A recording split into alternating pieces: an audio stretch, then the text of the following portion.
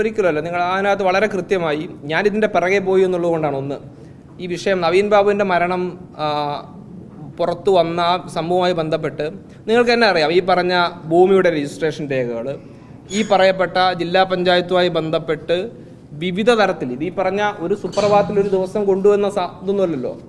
ജില്ലാ പഞ്ചായത്തിൽ ഈ പറഞ്ഞ വിവാദ കമ്പനിക്കും അത് നൽകിയ ഏജൻസികൾക്കും നൽകിയിട്ടുള്ള ഓരോ പ്രവർത്തികളുടെയും ഡോക്യുമെന്റ്സ്, ഇതൊക്കെ സംഘടിപ്പിക്കുന്നതിന് പിന്നിൽ ഏതാണ്ട് 2 മാസത്തെ അധ്വാനം കൂടുണ്ട്.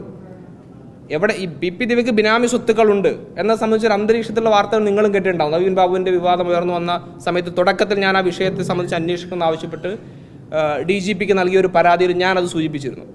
അന്ന് എൻ്റെ ശ്രദ്ധയിൽപ്പെട്ട ഈ carton India alliance private limited എന്ന കമ്പനിയുടെ കോടികളുടെ കരാർ എന്ന നിങ്ങൾ തന്നെ ചില റിപ്പോർട്ട് ചെയ്തൊരു വാർത്തയുമായി ബന്ധപ്പെട്ടാണ് ഞാനതിൻ്റെ പിറകെ പോകുന്നത്.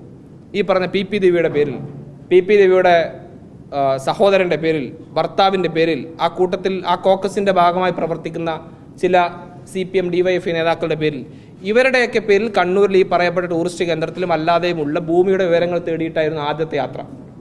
വളരെ കൃത്യമായി ആ ചില സ്ഥലത്ത് കൊണ്ടു. അവിടെ നിന്ന് ആവശ്യമായ വിവരങ്ങൾ എനിക്ക് ഒഫീഷ്യൽ ചാനൽ വഴി തന്നെ കിട്ടി. വിത്ത് ഈ ഡോക്യുമെന്റ്സ് എല്ലാം ഒഫീഷ്യൽ നടപടിക്രമങ്ങളിലൂടെ എടുത്തിട്ടുള്ളതാണ്. അല്ലാതെ ആരെങ്കിലും തന്നിട്ടുള്ളതോ അല്ലെങ്കിൽ ഈ പറഞ്ഞതുപോലെ സാധാരണ CPMലെ അതിലകത്തെ ആഭ്യന്തര പ്രശ്നങ്ങളിലൊക്കെ വകടിച്ചിട്ട് രേഖകളൊക്കെ കിട്ടാറുണ്ട്. ഇത് അങ്ങനെയൊന്നുമല്ല. കൃത്യമായി പ്രോപ്പർ ചാനൽ വഴി ഈ രേഖകളെല്ലാം ഞാൻ അതിൻ്റെ പിറകെ പോയി സംഘടിപ്പിച്ചു എന്നുള്ളതാണ്. സ്വാഭാവികമായി ഈ വിഷയം ഉയർത്തിക്കൊണ്ടുവന്ന ഘട്ടത്തിൽ തന്നെ കണ്ണൂരിലെ ജില്ലാ കോൺഗ്രസ് നേതൃത്വം ഇന്നലെ ഈ വിഷയവുമായി ബന്ധപ്പെട്ട് ജില്ലാ പഞ്ചായത്തിൽ അഴിമതികൾ ഉൾപ്പെടെ അന്വേഷിക്കണമെന്ന് ആവശ്യപ്പെട്ട് അവിടുത്തെ പ്രാദേശികമായി ബ്ലോക്ക് കോൺഗ്രസ് കമ്മിറ്റികളുടെ 2 പൊതുയോഗങ്ങൾ DCC പ്രസിഡന്റ് ഉദ്ഘാടനം ചെയ്തുകൊണ്ട് നടന്നു. ജില്ലാ പഞ്ചായത്തിലേക്ക് മാർച്ച് ഉൾപ്പെടെയുള്ള മറ്റ് പരിപാടികളെക്കുറിച്ച് ആദ്യഘട്ടത്തിൽ പൊതുസമൂഹത്തെ ഈ വിഷയം ബോധ്യപ്പെടുത്തുക എന്നുള്ളത്. ഈ വിഷയവുമായി ബന്ധപ്പെട്ട് കണ്ണൂരിലെ മുൻ മേയറും അഡ്വക്കേറ്റ് TO മോഹനും DCC പ്രസിഡന്റ് ഡോക്ടർ മാർട്ടിൻ ജോർജും എല്ലാം പത്രസമ്മേളനം ഉൾപ്പെടെ നടത്തി ഈ വിഷയങ്ങളൊക്കെ ചൂണ്ടിക്കാണിച്ചിട്ടുണ്ട്. അതിനുശേഷം ഞാൻ ആധികാരികമായ അതിൻ്റെ രേഖകൾ സഹിതമെല്ലാം പൊതുസമൂഹത്തിന് മുമ്പിൽ അറിയിച്ചു എന്നുള്ളതാണ്. ആ ദേഷ്യം തന്നെയാണ് PP ദിവ്യക്ക് എന്നോടുള്ളത്.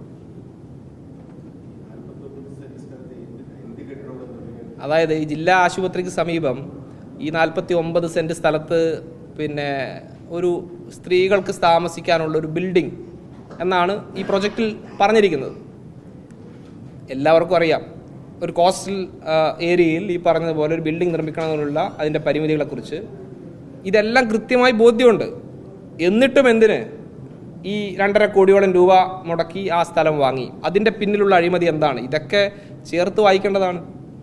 ഇത്രയും വലിയ അഴിമതി നടത്തിയ ആൾ ഈ പറഞ്ഞ 2.5 കോടിയോളം രൂപയുടെ സ്ഥലം ന്യായവിലയ്ക്ക് അപ്പുറത്തേക്ക് സ്ഥലം വാങ്ങുന്നു. അത് ജില്ലാ പഞ്ചായത്ത് ബോർഡ് യോഗത്തിൻ്റെ തീരുമാനമനുസരിച്ച് അതിൻ്റെ വില കൂട്ടി നൽകുന്നു. ഈ ഒരു പ്രവേശന കവാടം ഇല്ലാത്തൊരു സ്ഥലം നിങ്ങളൊന്ന് ആലോചിച്ച് നോക്കിയാൽ, ഒരു ബിൽഡിംഗ് എടുക്കണേ, അത് വില്ലേജ് ഓഫീസറുടെ സ്കെച്ചിൽ നിന്ന് മനസ്സിലാകുകയാണ്.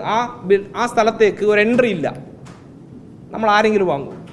നമ്മളൊരു വീട് എടുക്കാനാണെങ്കിൽ ഈ പറഞ്ഞ പോലെ ചുറ്റുമോ 4 ഭാഗവും മതിൽ കെട്ടിയൊരു സ്ഥലം ആരെങ്കിലും വീട് എടുക്കാൻ വേണ്ടി വാങ്ങും? അത്രയും തോന്നിവാസം ആ ജില്ലാ പഞ്ചായത്തിൽ കേന്ദ്രീകരിച്ച് നടന്നത് സത്യത്തിൽ നവീൻ ബാബുവിൻ്റെ മരണം ഇതിനൊരു നിമിത്തമായി എന്നാണ് ഞാൻ മനസ്സിലാക്കുന്നത്. കാരണം ആ ക്രൂരമായ ഒരു കൊലപാതകത്തിന്, മരണത്തിന് ഒരുപക്ഷെ അത് ഈ ലോകം ചർച്ച ചെയ്തില്ലായിരുന്നെങ്കിൽ ഈ വിഷയങ്ങളൊന്നും പുറത്തു വരാതെ, നമ്മളാരും ചർച്ച ചെയ്യപ്പെടാതെ, അറിയാതെ ഇന്നും PP ദിവ്യ വളരെ സജീവമായി ഈ പറഞ്ഞ പോലെ അഴിമതിക്കെതിരെയുള്ള പോരാട്ടത്തിൻ്റെ ആൾരൂപമായിട്ടൊക്കെ അറിയപ്പെട്ടത്.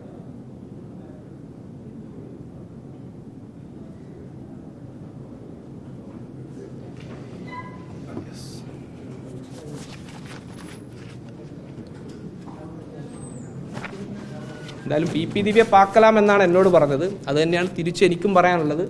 ഞാൻ വിടാതെ പറയുന്നുണ്ട്. ഇനി എന്തൊക്കെ സൈബർ സഖാക്കൾ അധിക്ഷേപിച്ചാലും ഭീഷണിപ്പെടുത്തിയാലും ഒക്കെ അതിലൊന്നും കൂസാതെ ബാക്കിയുള്ള കാര്യങ്ങൾ പിന്നാലെ പുറത്ത് കൊണ്ടുവരാൻ കഴിയും. Okay, thank you.